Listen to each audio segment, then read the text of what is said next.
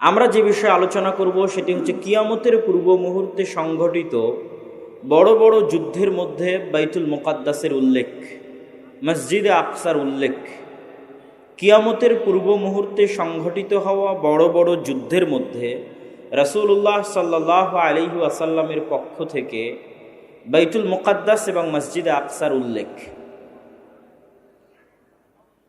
তন্মধ্যে প্রসিদ্ধ একটি হাদিস আজকে পাঠ করেছি এবং এই বিষয়গুলো, যে হাদিসগুলো আজকে আমরা বলবো, মোটামুটি 2-3টা বড় বড় লম্বা হাদিস, এগুলোর সঠিক ব্যাখ্যা, এক্সাক্ট ব্যাখ্যা ততক্ষণ পর্যন্ত করা সম্ভব নয় যতক্ষণ না এই জিনিসগুলো ঘটতেছে।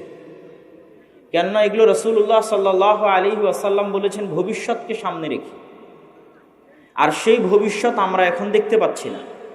অনেক কিছু গত 1400 বছরে আমাদের কাছে অস্পষ্ট ছিল, আজ পানির মতো স্পষ্ট।